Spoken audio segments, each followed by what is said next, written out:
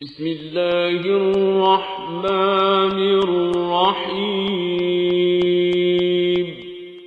وَلَقَدْ يَسَّرْنَا الْقُرْآنَ لِلذِّكْرِ فَهَلْ مِن مُدَّكِرٍ۔ السلام علیکم ورحمۃ اللہ۔ الحمدللہ وکفا وسلام علی عبادہ الذین اصطفیٰ، اما بعد فاعوذ باللہ من الشیطان الرجیم، بسم اللہ الرحمن الرحیم۔ اولم یہد للذین یرثون الارض من بعد اہلہا ان لو نشاء اصبناہم بذنوبہم ونطبع علی قلوبہم فہم لا یسمعون۔ سورۃ الاعراف آیت نمبر 100۔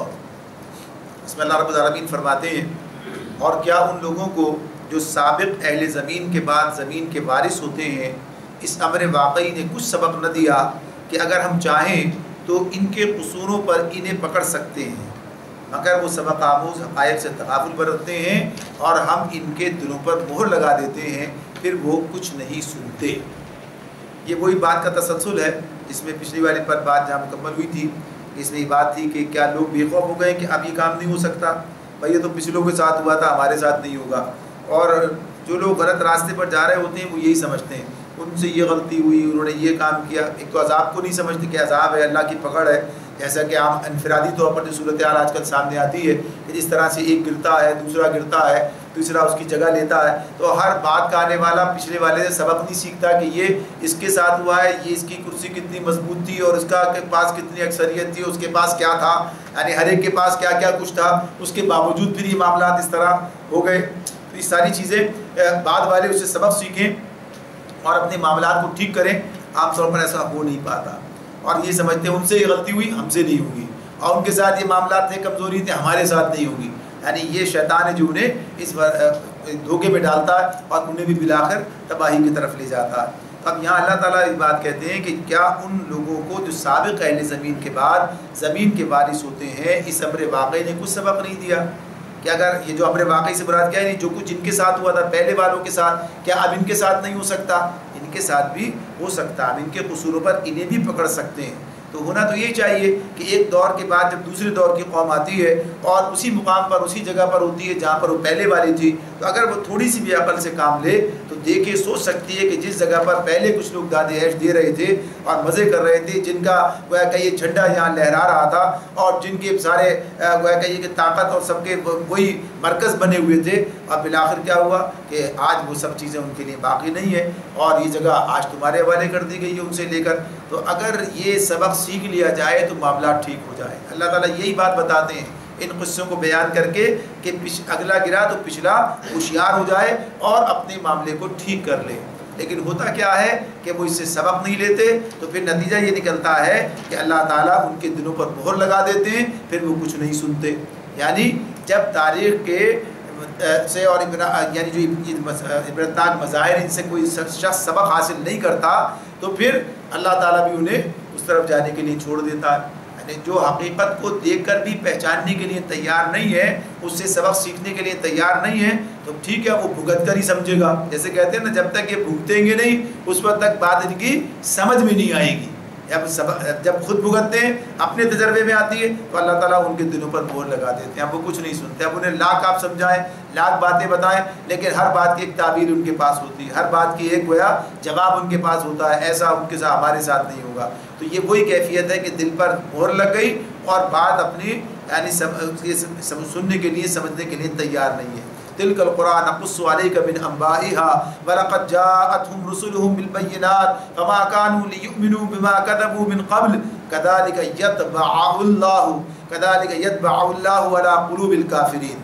فرمایا اللہ تعالیٰ نے یہ قومیں جن کے قصے ہم تمہیں سنا رہے ہیں تمہارے سامنے یہ مثال میں موجود ہیں، ان کے رسول ان کے پاس کھلی کھلی نشانیاں لے کر آئے، مگر جس چیز کو وہ ایک دفعہ جھٹلا چکے تھے پھر اسے وہ ماننے والے نہ تھے۔ دیکھو اس طرح منکرین حق کے دلوں پر مہر لگا دیتے ہیں۔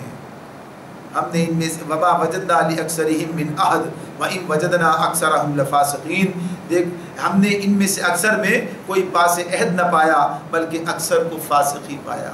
یعنی یہ ہے وہ بنیادی بات جو بتائی اللہ نے کہ ایک انسانی نفسیات کی بات ہے کہ کیا ہے کہ جب ایک بات کہہ دی، بعض لوگوں کا یہ ہوتا ہے اب اس بات کو ثابت کرنے کے لیے 10 چکر چلائیں گے، 10 جھوٹ بولیں گے، 10 معاملات لائیں گے، یعنی جو ایک دفعہ کہہ دیے اس سے پسپائی اختیار کرنا، یہ کہنا کہ اچھا یہ میں غلطی ہو گئی مجھ سے، میں غلط سمجھا تھا، یعنی اس اتنی بات کہنے کے لیے تیار نہیں ہے، ماننے کے لیے تیار نہیں ہوتے، بس اب اس کے لیے کوئی نہ کوئی بات تلاش کرتے رہیں گے، کوئی نہ کوئی بات اس کے لیے بناتے رہیں گے. تو یہ ایک انسانی نفسیات ہے کہ جب لوگ اس طریقے سے ایک دفعہ انکار کرتے ہیں تو پھر اپنے انکار پر جمے رہتے ہیں، تو پھر یہی وجہ ہے کہ اللہ ان کے دلوں پر مہر لگاتے ہیں. تو فرمایا کہ ہم نے ان میں سے اکثر میں کوئی پاس عہد نہ پایا بلکہ اکثر کو فاسق ہی پایا.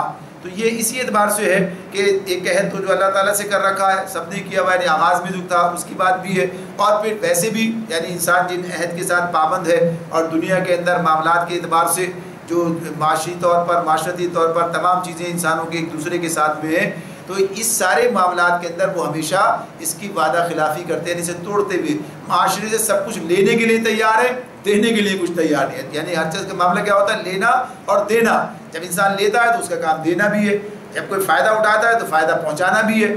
یہ سب چیزیں جو ہیں جیسے والدین سے انسان فائدہ اٹھاتا ہے پھر والدین کو فائدہ پہنچاتا بھی ہے، اس کا کام اس کا ہونا چاہیے. اسی اعتبار سے اور دیگر معاملات معاشرے کے جتنے بھی ہیں تو ان سارے حوالوں سے بھی اور جو بھی معاشی اللہ تعالیٰ نے سسٹم بنائے اس میں اپنے عہد کو توڑتے ہیں. تو اکثر کا معاملہ کیا فاسق ہیں. یہ ان لوگوں کی بات ہو رہی ہے جو بات سمجھ نہیں رہے تھے. اس کے بعد فرمایا ثم بعثنا من بعدہ موسیٰ بآیاتنا الی فرعون وملئہ فظلموا بها فانظر کیف کان عاقبۃ المفسدین. اب یہ اس کے بعد چھٹے رسول یہ موسیٰ علیہ السلام کا ذکر اب شروع ہوتا ہے، لیکن موسیٰ علیہ السلام کا ذکر جو ہے یہ نسبتاً طویل ہے. یعنی وہ تو چند جملوں کے اندر بات ختم ہو رہی تھی، آئے پیغام یہ تھا، دعوت یہ تھی، قوم نے نہیں مانا، انکار کیا، یہ جواب دیا. جواباً رسول نے کہا کہ میں تمہارے پاس اللہ کا رسول ہوں، مسلم تمہارا خیر خواہ ہوں، اور بالآخر پھر نہیں مانا، عذاب آ گیا. یعنی اللہ نے 2 جملوں میں کام مکمل کیا تھا، بات صرف اتنی باتیں بتائی جا رہی تھیں. یہاں تفصیل ہے اب یہ موسیٰ علیہ السلام کے قصے کی، اور اس میں مختلف اور دیگر امور جو ہے وہ اس کی طرف اشارہ کیا گیا، اس سے اور دیگر جو ہے گویا کہ یہ سبق اس میں رکھے گئے اور بتائے جا رہے ہیں. تو اس طرح سے اس کو دیکھتے ہیں.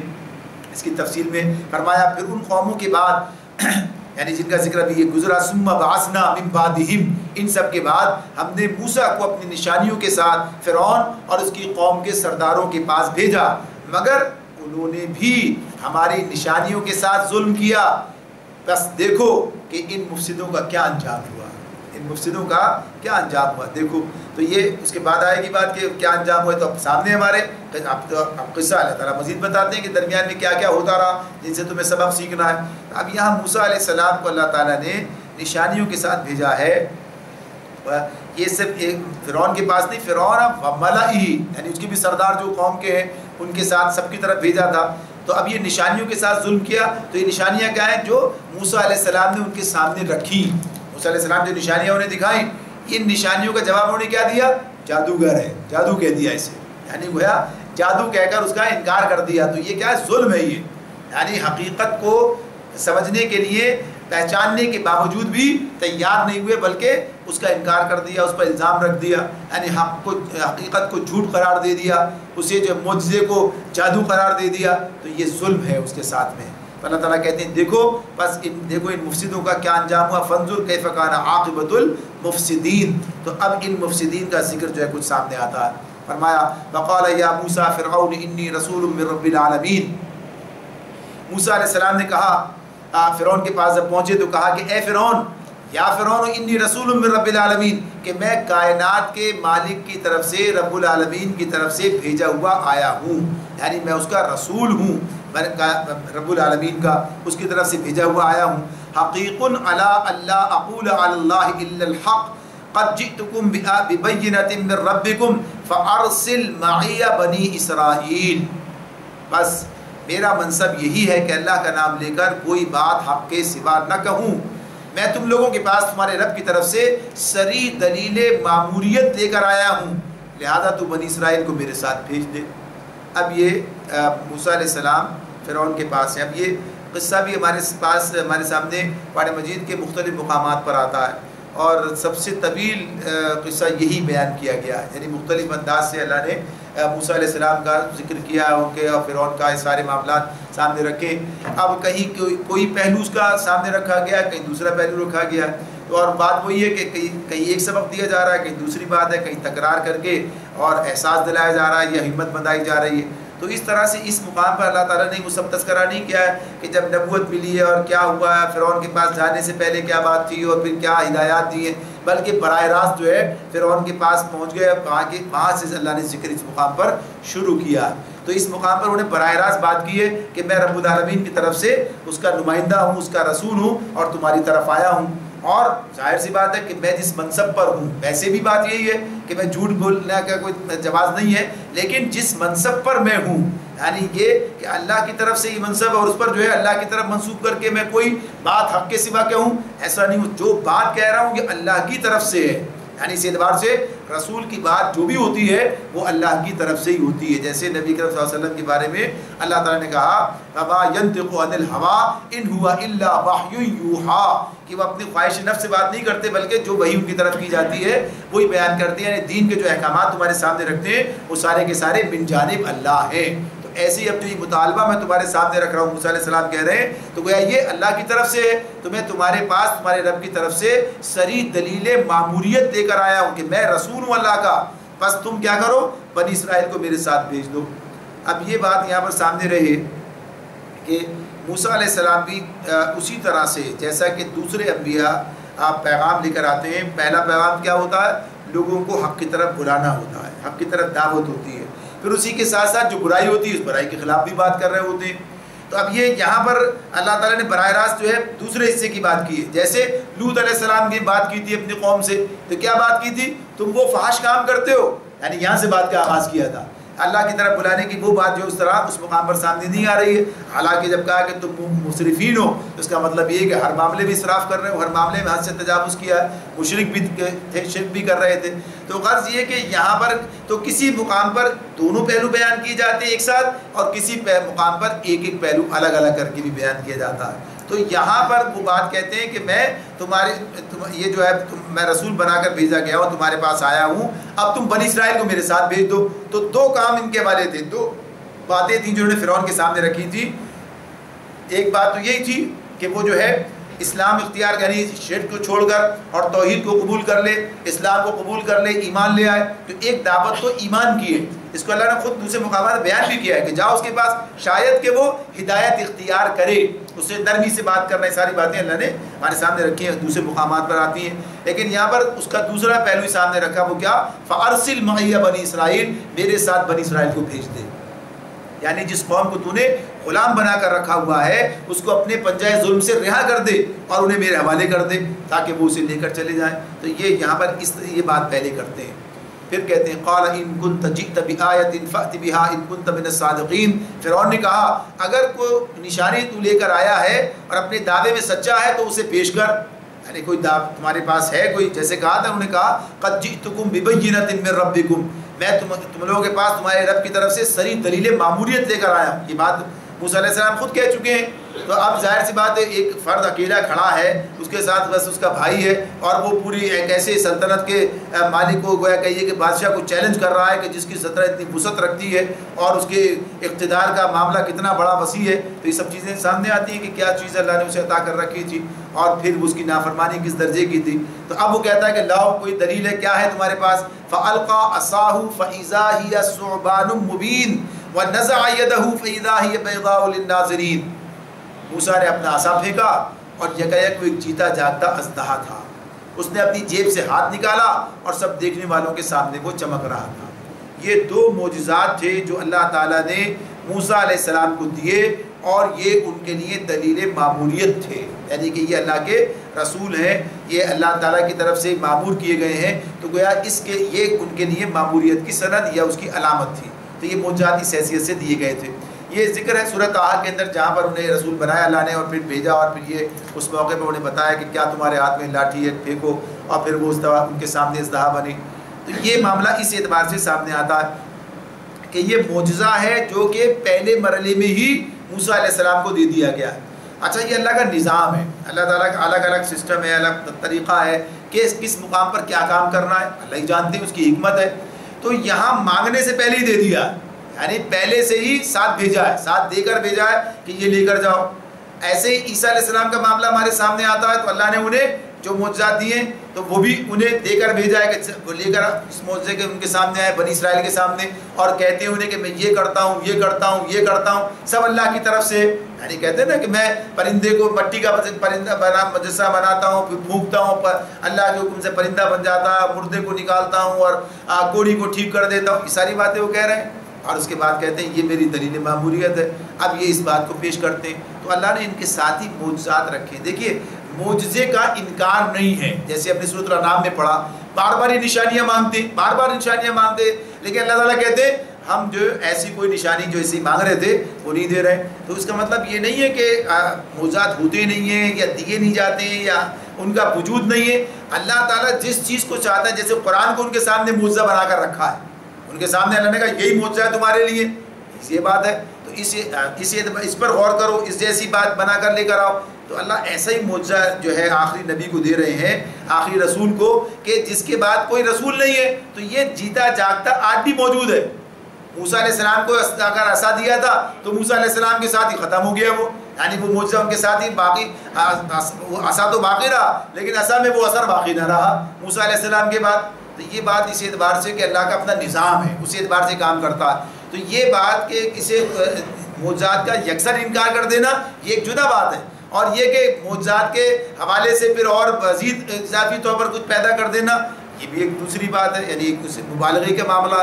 تو معجزات اللہ تعالیٰ جب چاہتے ہیں، جس کے لیے چاہتے ہیں عطا فرماتے ہیں، اور اپنی حکمت کے ساتھ عطا فرماتے ہیں. سورۃ الانعام اس میں بڑا حصہ ہمارے سامنے آیا کہ اللہ کی حکمت پر اعتماد کی بات تھی، ورنہ اللہ جو چاہے کر سکتے ہیں. کہتے ہیں ہمیں یہ کر کے دکھا دیں، ان کے سامنے مردے بولنے لگے، ساری دنیا کی چیزیں اکٹھی کر دیں، مگر یہ مانیں گے نہیں، اور پھر عذاب آئے گا، جیسے کہ پھر عذاب آتا ہے.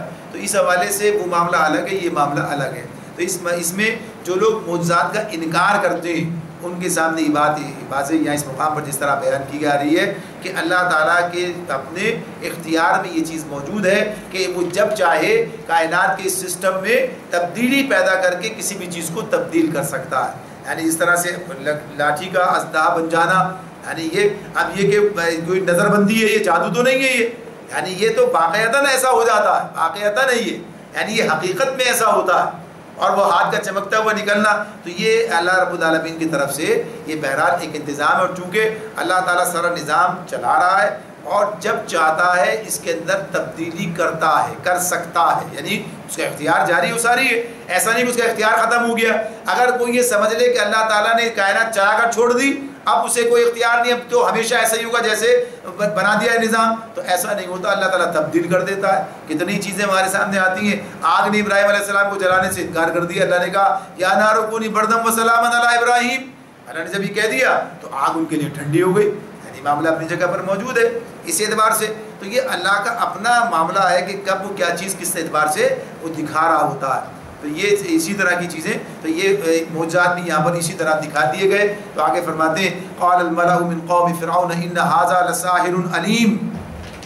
اب ان کو دیکھنے کے بعد، یعنی یہ جو معجزات دیکھے اس پر فرعون کی قوم کے سرداروں نے آپس میں کہا کہ یقیناً یہ شخص بڑا ماہر جادوگر ہے. یرید ان یخرجکم من ارضکم فماذا تأمرون. تمہیں تمہاری زمین سے بے دخل کرنا چاہتا ہے. اب کہو کیا کہتے ہو اس معاملے میں، یعنی اب تمہارا کیا ارادہ ہے. تو اب یہ بات جو اس میں کہہ رہے ہیں یہ بڑے عجیب کا معاملہ ہے جو اس وقت انہوں نے پیش کیا ہے، بات کی ہے کہ ایک شخص ان کے سامنے آتا ہے اور اس کے ساتھ صرف اس کا بھائی ہے، اور ان کے پاس یہ معجزات پیش کرتا ہے. یعنی ایک لاٹھی ہے جو اسدہ بن جاتی ہے اور ہاتھ چمکتا ہوا نکلتا ہے. اب اس کی بنیاد پہلے تو انہوں نے کیا کام کیا، پہلے مرحلے میں تو یہ بات کہہ دی کہ یہ جادو ہے، یعنی اسے معجزہ تسلیم کرنے سے انکار کر دیا. اسے معجزہ تسلیم کرنے سے انکار کر دیا. پہلی بات یہ کہ یہ نہیں مانتے. اچھا جب یہ تسلیم کر لیا کہ انکار کر دیا کہ یہ رسول نہیں ہے اور یہ مان لیا کہ یہ تو جادو ہے، تو اب جادو سے کیا ڈرنا، یعنی جادو سے ڈرنے کا کیا سوال ہے. یہ وہ زمانہ ہے موسیٰ علیہ السلام کا زمانہ جب جادو کا بڑا چرچا ہے، جب جادو کا بڑا زور ہے، جادو کا بڑا چرچا ہے، جادو کے گھر میں لوگ پھنسے ہوئے ہیں. اور جیسے کہ سورہ بقرہ میں آیا تھا ہاروت اور ماروت کے ذریعے اللہ نے کہا چلو جاؤ بنی اسرائیل کی آزمائش کر ڈالی تھی اس کے اندر، یعنی جادو کا معاملہ تو اللہ نے اسی طور پر وہ دے کر انہیں بھیجا ہے. یعنی ہر دور کا جو معجزہ ہوتا ہے وہ اسی سے متعلق ہوتا ہے. جیسے نبی صلی اللہ علیہ وسلم کا زمانہ فصحا کا اور کہیے کہ خطبہ کا زمانہ ہے، تو اللہ نے ایسے ہی فصیح و بلیغ کلام جو ہے پیش کر دیا کہ اللہ اس کا مقابلہ کرو. تو یہاں پر اسی حوالے سے اب یہ جادوگری کی بات کرتے ہیں تو ایسا نہیں کہ اللہ نے بہت بڑا جادو دے دیا ہے، نہیں، یہ بتایا کہ دیکھو کیا ہے جادو اور اس کا فرق کی جو بات ہے. جادو کی بات یہ ہوتی ہے کہ چیزوں کی ماہیت تبدیل نہیں ہوتی. چیزوں کی ماہیت جو ہے وہ اسباب کے اعتبار سے ہی جو بھی سبب اس کا بنائے بہرحال اس کو اس طریقے سے پیش کر دیتے ہیں. لیکن جو اللہ کی طرف سے معجزہ ماہیت تبدیل ہو جاتی ہے، یعنی واقعتاً اصداء بن جاتا ہے، وہ نظر بندی نہیں ہوتی. تو لیکن ان لوگوں نے کہا کہ ایک طرف تو یہ کہا کہ یہ شخص بڑا ماہر جادوگر ہے، اور دوسری طرف کیا کہا یرید ان یخرجکم من ارضکم، یہ تمہاری زمین سے تمہیں بے دخل کرنا چاہتا ہے، تمہاری زمین سے تمہیں بے دخل کرنا چاہتا ہے. اور دوسرے مقامات پر بھی بات اس طرح سے کہی ہے وہ سیاسی انقلاب کا خطرہ پیدا ہو گیا ہے. اب ایک آدمی آ گیا سامنے، اس نے دعوت دی ہے، پیش کی ہے، اور اس نے ابھی تو کچھ بھی نہیں کہا ہے، یعنی اس مقام پر تو صرف اتنا کہا ہے کہ میری قوم کو میرے ساتھ بھیج دو، آزاد کر دو اسے، بس اتنا مطالبہ ہے، اور کوئی طاقت بھی اس کے ساتھ نہیں ہے. اس ایسے موقع پر ان کا یہ تصور کرنا کہ ایک شخص اس طرح کی دعوت دے رہا ہے، بات کرتا ہے، تو اس کے آگے بڑھ کر یا اس کے ذریعے سے ہماری سلطنت کو خطرہ لاحق ہو گیا، یہ ہمیں ہماری زمین سے بے دخل کر دے گا، یعنی گویا یہاں سیاسی انقلاب آ جائے گا اور اس کے نتیجے میں ہم بے دخل ہو جائیں گے، یہ جو ہے گویا کہ یہ قابض ہو جائے گا. یہ تصور ہے جو پیش کر رہے ہیں اس موقع پر. تو اس کی بنیاد کیا ہے، اس کی وجہ کیا ہے؟ دیکھیے معاملہ یہ ہے کہ سمجھنے والے بات کو سمجھ رہے ہوتے ہیں، سمجھنے والے بات کو سمجھ رہے ہوتے ہیں. جیسے ہم یہ دیکھتے ہیں کہ مشرکین مکہ یہ سمجھتے تھے کہ الہ کا مطلب کیا ہے، لا الہ الا اللہ. جب اللہ کے رسول نے کہا ان کے سامنے تو انہوں نے سمجھا کہ الہ ماننے کا مطلب کیا ہے، اللہ کے سوا کوئی الہ نہیں ہے. تو انہوں نے سمجھ لیا کہ اب اللہ کے سوا کوئی حاکم بھی نہیں ہے، اب اللہ کے سوا کسی کا نظام بھی نہیں ہے، کوئی بالادست بھی نہیں ہے. یعنی اس الہ کی تفسیر ان کے سامنے تھی، اس لیے انہوں نے انکار کیا. اس لیے کہ اب جب الہ صرف اللہ ہی ہوگا اور کوئی کسی کے پاس کچھ بھی الوہیت کی کوئی چیز باقی نہ رہے گی، اور اس حوالے سے تمام چیزیں ختم ہو کے ایک اللہ کی طرح منسوب ہوں گی، اور رسول اس کا نمائندہ ہونے کی حیثیت سے اور وہ سارا کام انجام دے گا، ہم کہاں جائیں گے، ہمارا کیا بنے گا. یعنی یہ بات اس اعتبار سے وہ سمجھ رہے تھے، یعنی انہوں نے انکار کیا تو سوچ سمجھ کے کیا. یہ الگ بات ہے کہ آج کلمہ لا الہ الا اللہ محمد رسول اللہ پڑھنے والے الہ کے مطلب سے نہ واقف ہیں، وہ جانتے نہیں کہ اس کا مطلب کیا ہوتا ہے. پوری وقفیت حاصل کرنا، الہ کی وسعت، اس کی تفصیل، یعنی اس حوالے سے ایک طرف اللہ کو الہ بھی تسلیم کرتے اور دوسری طرف دوسروں کا وہ کہیے کہ نظام باطل کا جھنڈا بھی اٹھا کے کھڑے ہوتے ہیں اور اس کو بھی اپنے کندھے پر لاد کر اور اس کے لیے کوشش کر رہے ہوتے ہیں. ایک طرف اللہ کو الہ مان رہے ہوتے ہیں. تو غرض یہ کہ یہ تو ایک تفصیل الگ ہے. تو یہاں پر اس کے سامنے بات کیا ہے کہ ایک آدمی کا اپنے آپ کو رسول کی حیثیت سے پیش کرنا، یعنی موسیٰ علیہ السلام کا دعوی نبوت خود اپنے اندر یہ معنی رکھتا ہے کہ وہ دراصل پورے نظام زندگی کو مجموعی طور پر تبدیل کر دینا چاہتے ہیں. یعنی کسی کا، یعنی جس میں لامحالہ ملک کا سیاسی نظام بھی شامل ہے، کسی شخص کا اپنے آپ کو رب العالمین کے رسول کی حیثیت سے پیش کرنا لازمی طور پر، یعنی اس بات کا یہ لازمی تقاضا ہے، اس کا مطلب یہ ہے کہ وہ انسانوں سے اپنی کلی اطاعت کا مطالبہ کرتا ہے. یعنی انسانوں سے من یطیع الرسول، یعنی وما ارسلنا من رسول الا لیطاع باذن اللہ، ہم نے جو رسول بھی بھیجا ہے اسی مقصد کے لیے بھیجا ہے کہ اللہ کے حکم سے اس کی اطاعت کی جائے. تو رسول آ جائے گا تو اب تو اطاعت کرنی پڑے گی. اگر رسول مان لے فرعون، موسیٰ علیہ السلام کو اب کیا کرنا پڑے گا؟ ان کی اطاعت کرنی پڑے گی. ایسا نہیں ہو سکتا رسول وہ رہے اور حکم ان کا چلتا رہے، اور رسول جو ہے وہ مطیع ہونے کے لیے آیا ہو. وہ مطیع ہونے کے لیے تو نہیں آتا، وہ تو مطیع کرنے کے لیے آتا. یعنی لوگ اس کے مطیع ہوتے ہیں، اس کی بات مانتے، تسلیم کرتے ہیں.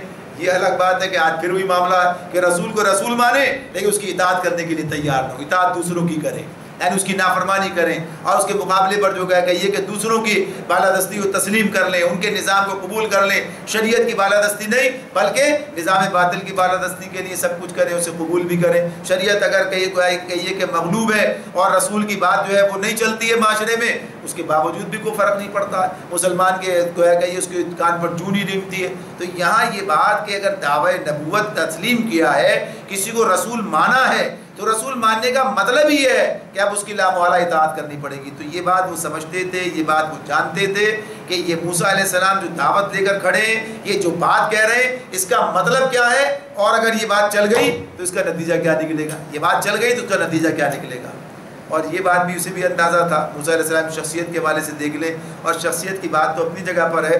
جو آدمی لوگوں کی گردنوں پر باطل طریقے سے سوار ہوتا ہے، اسے پتہ ہوتا ہے میرا کوئی وزن نہیں، چل رہا ہے نظام، اگر کوئی اس کے مقابلے پر آ گیا تو چل نہیں سکے گا معاملہ، تو اندازہ ہے۔ تو یہ ہے وہ بنیادی بات جس کی وجہ سے انہوں نے یہ کہا کہ یہ تمہیں تمہارے زمین سے بے دخل کر دے گا، تمہیں یہاں سے نکال دے گا، یعنی اب یہ اقتدار و اختیار اس کے قبضے میں چاہ سکتا ہے، یہ سارا معاملہ۔ تو یہ اسی بنیاد پر ہے، اور یہ دلیل ہے اس حوالے سے کہ ہاں رسول جو ہے وہی اعلیٰ دست ہونا چاہیے، اسے اسی کا نظام چلنا چاہیے۔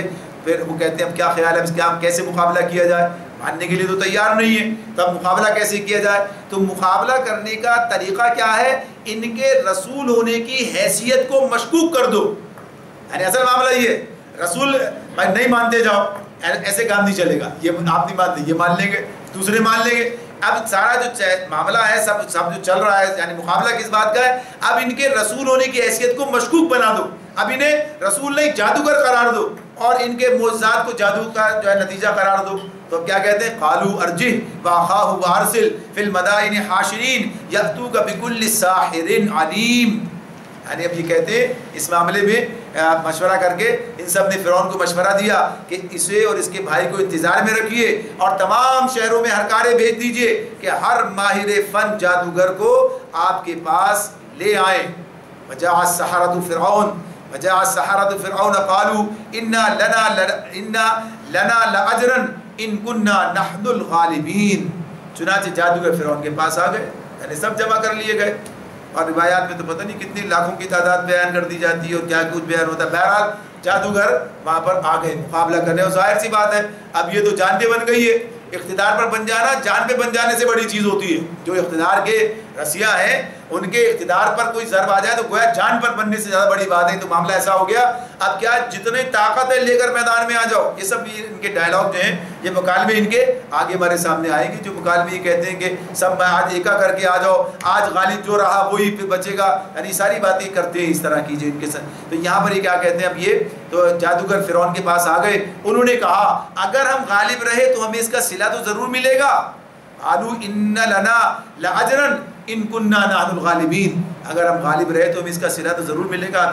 اب یہ جادوگروں کی ذہنیت کی عکاسی، یعنی اس معاملے میں اب ایک تو بات یہ کہ ظاہر سی بات ہے کہ یہاں معاملہ کیا پیدا ہو گیا ہے، ایک دین کے مقابلے میں دوسرا دین ہے، ایک دین کے مقابلے میں یہ اس دین کے پیروکار ہیں، اب یہاں بھی سودے بازی کرنے کے لیے تیار ہیں اپنے دین کے معاملے میں کوئی، اس اعتبار سے کہ بھائی ٹھیک ہے ہم تو دین کے خاطر ہیں، ہمیں کچھ نہیں چاہیے، ہم تو اپنے دین کے تحفظ کے لیے آئے۔ یہ سب نہیں کہتے ہیں بھائی کچھ ملے، ہمیں ملے گا نہیں ملے گا، جو محنت کر رہے ہیں اس کے تو اس نے کہا قال نعم وانکم لمن المقربین، فرعون نے جواب دیا ہاں اور تم مقرب بارگاہ ہوگے، ملنا کیا ہے، ہم تو تمہیں آسمان پہ چڑھا دیں، سر پہ بٹھا لیں گے، تمہیں آسمان پہ چڑھا دیں گے، یعنی گویا تم مقرب بارگاہ ہوگے، تم نے تو اس وقت تو تمہارے ہاتھ میں یہ سارا معاملہ کہ بچاتے ہو یا ڈباتے ہو، گویا کہیے کہ انہوں نے اپنے آپ کو اس سے معلق کر رکھا تھا اس معاملے سے۔ قالوا یا موسیٰ اما ان تلقی و اما ان نکون نحن الملقین، پھر انہوں نے موسیٰ سے کہا تم پھینکتے ہو یا ہم پھینکیں، تم پھینکتے ہو یا ہم پھینکیں، گویا کہیے کہ بڑا حوصلہ جب ہوتا چلو پہلے بار تم کرو، یا یعنی کرنے کے لیے انہوں نے موسیٰ علیہ السلام سے کہا کہ تمہیں موقع دیتے ہیں، تم کہتے ہو کیا تم پھینکتے ہو یا ہم پھینکیں، پہلا بار کون کرے گا؟ اب موسیٰ علیہ السلام سے کہا تو موسیٰ علیہ السلام بھی کیا جواب دیتے ہیں؟ موسیٰ علیہ السلام نے کہا قال القوا فلما القوا سحروا اعین الناس واسترهبوهم وجاءوا بسحر عظیم، موسیٰ علیہ السلام نے اس کے جواب میں کہا کہ تم ہی پھینکو، انہوں نے جو اپنے آنچر پھینکے تو نگاہوں کو مسحور اور دلوں کو خوفزدہ کر دیا اور بڑا ہی زبردست جادو بنا لائے، یعنی موسیٰ علیہ السلام نے بھی حوصلے سے کہا کہ چلو تم ہی کرو پہلے، انہیں پہل کرنے کا موقع دے دیا۔ اب جو انہوں نے اپنے یہ سارے کے سارے جادو کا چکر چلایا تو بڑا زبردست جادو بنا لائے، یعنی ان کی جو رسیاں تھیں اور لاٹھیاں تھیں یہی کام انہوں نے کیا تھا، اور پیش نظر یہی بات تھی کہ موسیٰ علیہ السلام نے لاٹھی کو اژدہا بنا کر دکھایا ہے، لہٰذا ہم بھی یہ کام کریں کہ رسیاں اور لاٹھیاں جو ہیں یہ جادو کے زور سے بنا کر دکھائیں، یہ بھی سانپ بن جائیں تو اب لوگ کہہ دیں گے کہ یہ تو ایسے بھی بن سکتی ہے، لہٰذا شک پیدا ہو جائے، کچھ اور نہیں شک تو پیدا کر ہی دیں گے۔ اب یہ کام انہوں نے کیا، کہا گیا کہ ایک روایت میں کہ 300 اونٹوں پر لے کر آئے تھے، اتنی تعداد تھی بڑا، اور سب طرف میدان کے اندر یہ سارا معاملہ ہو رہا تھا، تو ہر طرف سے اتنی رسیاں اور یہ سانپ کی شکل میں، تو کیا کہا اللہ تعالیٰ نے، یہ کہ آپ نگاہوں کو مسحور اور دلوں کو خوفزدہ کر دیا اور بڑا ہی زبردست جادو بنا لائے۔ دوسرے مقام پر یہ بات بھی آئے گی جب یہ ذکر دوبارہ آئے گا کہ موسیٰ علیہ السلام پر بھی اس کا ایک اثر ہوا، ڈر خوف کا ایک، یعنی اتنا بڑا انہوں نے معاملہ کیا، لیکن پھر فرمایا، یہاں پر فرمایا وَأَوْحَيْنَا إِلَى مُوسَىٰ أَنْ أَلْقِ عَصَاكَ فَإِذَا هِيَ تَلْقَفُ مَا يَأْفِكُونَ، ہم نے موسیٰ کو اشارہ کیا، پھینک اپنا عصا، اس کا پھینکنا تھا کہ آن کی آن میں وہ ان کے اس جھوٹے طلسم کو نگلتا چلا گیا، یعنی معاملہ جو ہے ختم کرتا چلا گیا۔ تو یہ موسیٰ علیہ السلام نے جیسے ہی اپنا عصا پھینکا تو عصا جو ہے یہ اسدا کی شکل اختیار، جیسے جس کے قریب سے جس کے گزرتا وہ واپس رسی کی رسی رہ جاتی، ان کے سارے جادو جو ہے، جادو کا اثر ختم ہوتا چلا گیا، سارا جادو ختم ہو کر رہ گیا اور نظر آنے لگا یہ رسی ہے اور یہ لاٹھی ہے اور یہ رسی ہے، اور موسیٰ علیہ السلام کا جو لاٹھی ہے، وہ جو اسدا ہے وہ سامنے نظر آ رہا ہے۔ لیکن اس سے بڑی بات ہوئی، یہ تو بہرحال انہوں نے بھی دکھا تو دیا تھا، اب کوئی کہتا ہے یار انہوں نے بھی دکھایا تو ہے، بہرحال یہ ان کا زیادہ زبردست تھا، یہ اس نے اس کو قابو کر لیا، یعنی لیکن اب جو بات ہوئی وہ اس سے زیادہ زبردست ہوئی، وہ کیا ہوئی؟ اللہ تعالیٰ فرماتے ہیں فَوَقَعَ الْحَقُّ وَبَطَلَ مَا كَانُوا يَعْمَلُونَ فَغُلِبُوا هُنَالِكَ وَانقَلَبُوا صَاغِرِينَ وَأُلْقِيَ السَّحَرَةُ السَّاجِدِينَ قَالُوا آمَنَّا بِرَبِّ الْعَالَمِينَ رَبِّ مُوسَىٰ وَهَارُونَ۔ یہ ہے وہ اصل معاملہ۔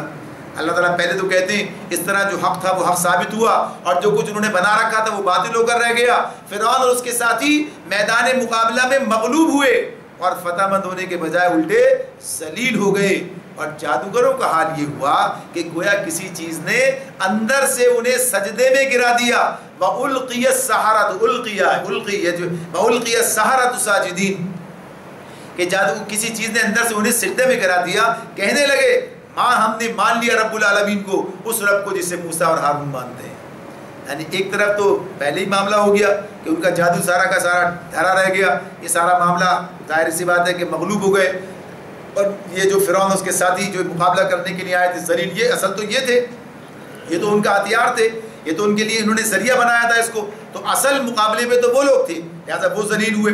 اور پھر اس کا جو سب سے بڑا معاملہ ہوا جس نے اثر ڈالا لوگوں پر، وہ کیا تھا کہ خود جادوگر جو تھے وہ سجدے میں گر گئے اور وہ اللہ پر ایمان لے آئے۔ یعنی یہ تھا سارا معاملہ کہ اب تو جسے جادوگر سے زیادہ جادو کو کون بتائے گا؟ بھائی جادوگر سے زیادہ جادو کو پہچاننے والا تو کوئی نہیں۔ جب جادوگروں نے ہی اس بات کا اعلان کر دیا کہ یہ جادو نہیں ہے، یہ معجزہ ہے، اور یہ رسول ہے، اور ہم ان پر ایمان لے آئے، یعنی یہ جو اعلان تھا، اس اعلان نے گویا کہیے کہ بالکل ہی پانسا پلٹ دیا، بازی بالکل ہی پلٹ گئی اور معاملہ بالکل ہی خلاف چلا گیا۔ تو یہ اللہ تعالیٰ کا انتظام ہے، یہ اللہ تعالیٰ کا اہتمام ہے کہ اللہ تعالیٰ کس طریقے سے مدد کرتے ہیں۔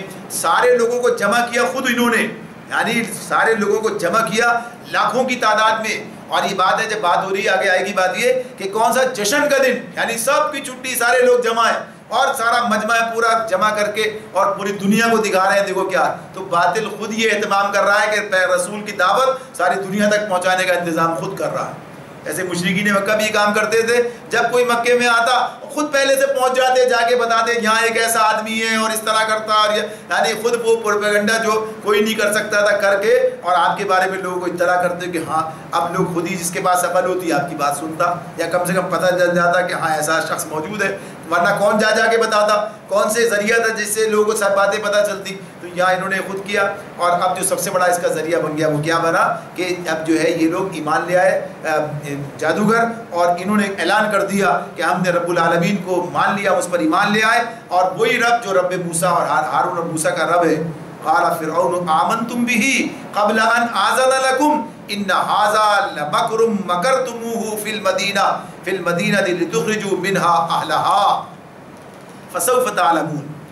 اب یہ سارے ہاتھ سے بازی تو نکل گئی، اب کیا کرے، لیکن بات وہی ہے، باطل بھی آسانی سے قابو نہیں آتا ہے، آخری وقت تک ہتھیار پھینکنے کے لیے تیار نہیں ہے، ماننے کے لیے تیار، یہ تو طے ماننا نہیں ہے، اب ماننا نہیں تو آگے کیا کرے؟ ظاہر سی بات ہے کہ پسپائی بھی اختیار نہیں کرنی، اپنے ہاتھ سے حوالے بھی نہیں کرنا، اچھا بھائی چلو میں نہیں مانتا، تم رسول تمہارا معاملہ ختم، اس کے ساتھ سنبھالو اپنا معاملہ۔ تو اب اس طرح نہیں ہے، بلکہ کیا کہا اس نے؟ فرعون نے کہا تم اس پر ایمان لے آئے، فرعون نے کہا تم اس پر ایمان لے آئے قبل اس کے کہ میں تمہیں اجازت دوں۔ یقیناً یہ کوئی خفیہ سازش تھی جو تم لوگوں نے اس دارالسلطنت میں کی تاکہ اس کے مالکوں کو اقتدار سے بے دخل کر دو۔ پھر وہی بات، اچھا تو اس کا نتیجہ اب تمہیں معلوم ہو جاتا ہے، یعنی پھر وہی بات کہتا ہے یعنی جس کی کوئی دلیل نہیں ہے، جمع کیے لوگ، اس نے خود یہ لے کے خود آیا ہے لوگوں کو، اب کہتا ہے کہ تمہارے ساتھی ہیں یہ تو تمہاری ہمارے خلاف سازش ہوئی ہے، اور سازش کس لیے؟ لِتُخْرِجُوا مِنْهَا أَهْلَهَا، تاکہ اس کے لینے والوں کیسے نکال دو، کوئی اقتدار پر قبضہ کر لو۔ اچھا اس کا فَسَوْفَ تَعْلَمُونَ، ان قریب تمہیں معلوم ہوتا ہے اس کا نتیجہ وہ کیا ہے؟ لَأُقَطِّعَنَّ أَيْدِيَكُمْ وَأَرْجُلَكُمْ مِنْ خِلَافٍ ثُمَّ لَأُصَلِّبَنَّكُمْ أَجْمَعِينَ، کہتا ہے کہ میں تمہارے ہاتھ پاؤں مخالف سمتوں سے کٹوا دوں گا اور اس کے بعد تم سب کو سولی پر چڑھا دوں گا۔ یہ اب کس سے کہہ رہا ہے؟ جادوگروں سے کہہ رہا ہے۔ کون سے جادوگر؟ جو جب پہلے جادوگر تھے، اب جادوگر نہیں ہے، اب تو مومن ہے، پکے مسلم ہے۔ جادو تو کفر ہے، جادو تو کفر، اس سے پہلے جب تک ایمان نہیں لائے تھے جب تک ان کے لیے ہم کہیں گے وہ جادوگر تھے، یعنی اس کے بعد اب کیا؟ اب تو یہ مسلم حنیف ہے یہ۔ اب ان کا معاملہ کیا ان کا حال پہلے کیا تھا جب یہ جادوگر تھے؟ اسلام سے پہلے تو کیا کہتے تھے؟ بھائی کچھ ملے گا نہیں ملے گا یہ تو بتا دو پہلے سے، یعنی اب اس دین کے لیے جس دین پر تھے اور اس دین کے لیے اس کے مقابلے پر آئے تھے، اس دین کی طرف سے لڑنے آئے تھے، تو کیا کہہ رہے تھے کہ ہمیں اس کا بدلہ تو ملے گا نہیں ملے گا۔ اور اب جب اس دین پر آ گئے، اب اس دین پر آ گئے جو اصلی سچا دین ہے، تو اب یہاں کیا ہے؟ اچھا تم اس دین پر آ گئے، اب نتیجہ کیا نکلے گا؟ تمہارے ہاتھ پاؤں مخالف سمتوں سے کٹوا کر اور تمہیں جو ہے سولی پر چڑھا دیا جائے گا۔ یعنی یہ دردناک طریقے سے گویا کہیے کہ تکلیفیں دے کر اور تمہیں موت کے گھاٹ اتار دیا جائے، اس کے بقول اس کا کہنا یہ۔ انہوں نے جواب دیا قالوا انا الى ربنا منقلبون وما تنقم منا الا ان آمنا بآیات ربنا لما جاءتنا ربنا افرغ علینا صبرا وتوفنا مسلمین۔ کیا جواب دیا انہوں نے جواب دیا بہرحال ہمیں پلٹنا تو اپنے ربی کی طرف ہے، بالآخر مرنا ہی ہے، مرنا ہی، جب اللہ کا حکم ہوگا مر جائیں گے، یعنی یہ تو اللہ ہی کا حکم ہے، تو بہرحال مرنا تو ہمیں ہے، پلٹنا تو ہمیں اپنے ربی کی طرف ہے۔ تو جس بات پر ہم سے انتقام لینا چاہتا ہے وہ اس کے سوا کچھ نہیں کہ ہمارے رب کی نشانیاں جب ہمارے پاس سامنے آ گئی تو ہم نے انہیں مان لیا، اے رب ہم پر صبر کا فیضان کر اور ہمیں دنیا سے اٹھا تو اس حال میں کہ ہم تیری فرما بردار ہوں۔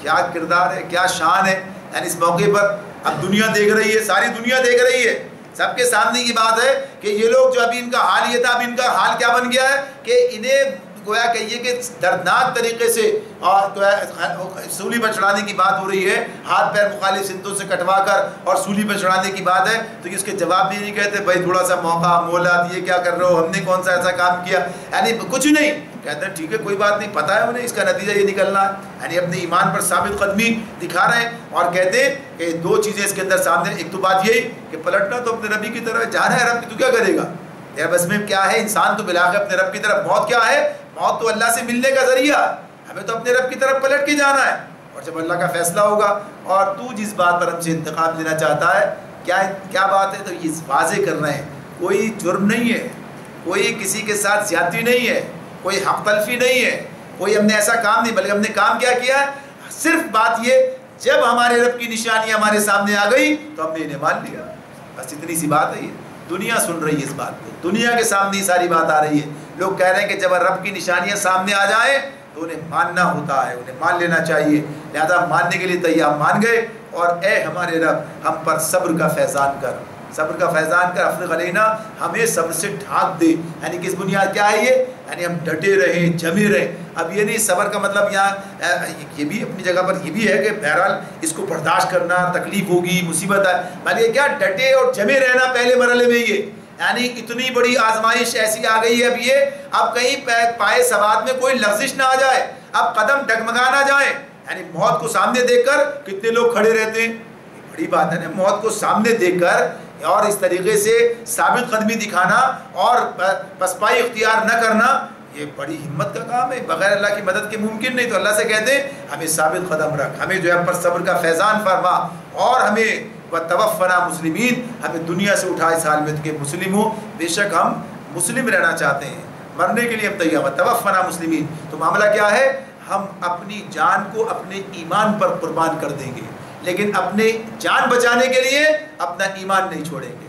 یہ ہے وہ پیغام جو اس میں سامنے آ رہا ہے، یہ ہے وہ پیغام جو اس میں سامنے آ رہا ہے. تو اس وقت مشرکین مکہ کے سامنے بھی یہ بات آ رہی ہے. سارے وہ کہتے ہیں نا الٹی ہو گئی سب تدبیریں, کچھ نہ دوا نے کام کیا.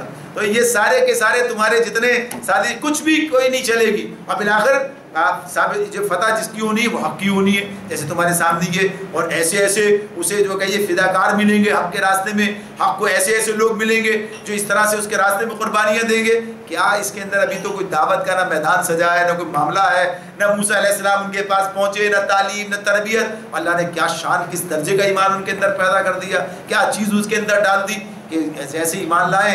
اللہ کی طرف سے انہیں اتنا ثبات و قرار مل گیا کہ تیار ہیں اس بات کے لیے. تو غرض یہ کہ یہ اللہ کی مدد ہے, اللہ کی طرف سے سارے کام ہوتے ہیں اور سارے اہتمامات ہوتے ہیں, اور پھر یہ حق کو آگے بڑھنے کے ذرائع اور راستے اس سے ملتے چلے جاتے ہیں. اللہ رب العالمین سب باتوں کو سمجھ لے, ان پر عمل کرنے کی توفیق عطا فرمائے. وآخر دعوانا ان الحمد للہ رب العالمین.